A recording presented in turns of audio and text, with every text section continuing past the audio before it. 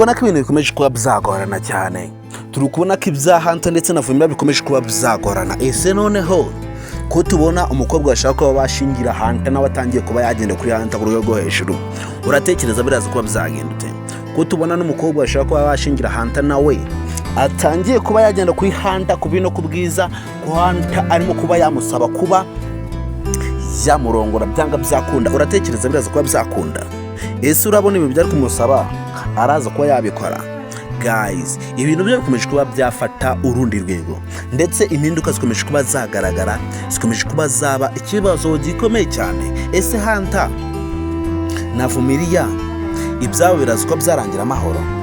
Uratekereza ko Hanta ndetse na Vumilia ibyabo biraza kuba byarangira amahoro gutyo bikarangira? Ese uyu muyobozi wacu turabizi neza ko byanga byakunda kuba ari inshuti ya Nkuranga, ntago yamuhisha ukuri kumeze gutya. Turabizi ko atamuhisha bino bintu byamaze kuba yakira.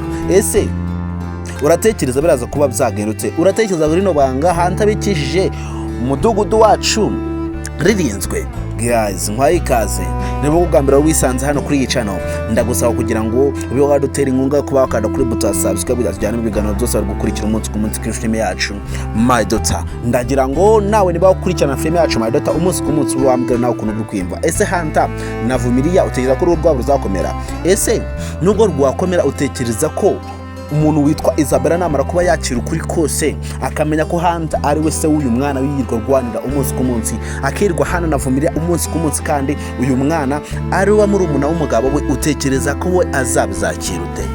Isabella turabizi ko kugira yumve nawe yumva atinze. Isabella turabizi ko nawe yamaze kuba yamenya ikintu kugira ngo acyakire bimugora. Ese urabona none biraza kuba bizagenda ute? Urabona Hanta kuri no nshuro ahana azarengera umunsi Isabella azaba yamenyeje kuri ari hehe? Ese umuryango we numara kwakira ko ari we papa w'uyu mwana wa Vumilia kandi umwana bamwita uwa Nkuranga, utekereza ko we azakorerwa iki? Nkuranga turabizi ko nawe mu gihe cyose nta bibazo aragera, turabizi ko abayicwendekeye nta kibazo yaguteza, ariko turabizi ko yamaze kuba yakumenyaho ikosa, yamaze kuba yamenya ko hari ikosa ari kuriho, turabizi ko kugendaho ku rwego rwo hejuru. Ese Hanta azamukira namara kwakira ukuri ko uyu mwana wa Vumilia Hanta ari wamubyaye? Utekereza ko Hanta azamukira?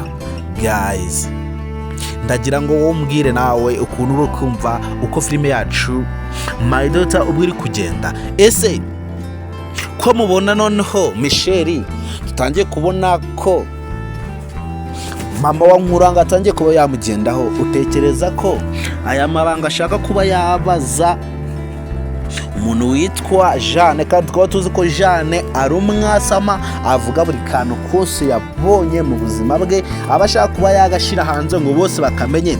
Uratekereza kuba umuntu witwa Michelle aryamana na Nkuranga ibanga ryabo ahantu ririnzwe?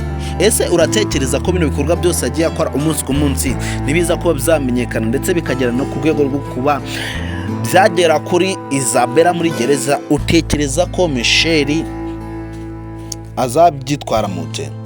Utekereza ko abantu bose nimumara kuba bamenya ko Michelle kugira ngo Isabella afungwe nawe yagiye abigiramo uruhare, akagenda atanga amakuru ayakwimurwa kwa Nkuranga, akagenda yahereza Vumilia, ndetse hanyuma yaho yo kugira Isabella afungwe agasigarana umugabo we, utekereza ko bizamugwa amahoro? Kandi twese turazi neza ko ibikorwa byose Isabella agiye akora umunsi ku munsi na Michelle ntiyagendaga biburamo, kuko yagendaga amufasha mu bikorwa byose ateguraga. Ariko ubu tuvugana ubu Michelle nawe atangiye kuba yagambanira Isabella akaryamana na Nkuranga, ibikorwa byose byo mu rugo ni Michelle bisigaye bireba. Ese ari nkawe ukishira mwanya wa Isabella ukagira inshuti nka Michelle, ukisanga muri situation yo kuba inshuti yawe magara yakugambanira ikaziryamana n'umugabo wawe umunsi ku munsi mu gihe udahari wafunzwe, kandi waruzi ko muri inshuti magara nta n'ikintu na kimwe mwahishanya, utekereza ko wakora iki? Guys, wowe wageze hano kuri Venka Empire, hano bageze ni mu rugo. Rero icyo tugusaba ni ukuba wadutera inkunga yo kuba wakanda kuri buto ya subscribe, byaba mu biganiro byose biri gutegurwa umunsi ku munsi kuri filime yacu my daughter, niba uyikurikirana umunsi ku munsi, nimba wageze hano kuri VK Empire, ntugende utabanje watanga ibitekerezo ngo tubwire nawe ukuntu uri kwiyumva kuri filime yacu my daughter. Ese wowe nkibarije tubaje dukeya, uratekereza ko Hanta kuba we na Vumilia uyu muyobozi wacu abasanganye bari kumwe kandi akaba amaze kuba yamwerurira ko uyu mwana wa Vumilia ari we wamwibarutse, utekereza ko biraza kuba byarangira ute? Ese nkuranga Ukuri umuyobozi wacu mudugudu amaze kuba yamenya, nago nkuranga koratse kuba kwamugeraho? Ese kuba Hanta nawe uyu mukobwa wacu bashaka kuba bamushingira ku ngufu kubera ko ari umuryango wamwitiyemo, utekereza ko azamureka amahoro? Turi kubona ko Hanta ari kumwinginga, ariko uyu mukobwa yamaze kuba yagigira ntashaka undi muntu n'umwe mu buzima bwe utari Hanta. Ese Hanta uratekereza ko isuwasi arazi ko yayiva mute? Ese Michelle wibye nimara kuba byagera hanze bikagaragara ko yaryamananaga na Nkuranga mu gihe Isabella yabaga afunzwe, bikarinda byagera kuri Isabella muri gereza, utekereza ko azabyakira ute? Iyi situation azayifata mute? Guys, wowe wageze hano kuri VK Empire, ntugende utabanje wareba nimba wakanze kuri buto ya subscribe kugira ngo nyamugano byose bari gutegurwa umunsi ku munsi kuri filime yacu my daughter. Kandi ntugende utabanje atanga ibitekerezo ngo atubwire nawe ukuntu uri kwiyumva kuri filime yacu my daughter. Murabizi ko tubakunda, murabizi ko muri abantu b'intwari, murabizi ko muri abantu bagaciro mu bikorwa byose tuba turimo gutegura umunsi ku munsi. Rero ntabatindiye, twongere duhure ku yindi episode ikurikira filime yacu my daughter, n'abakora cyane marana bagaciro hano kuri VK Empire.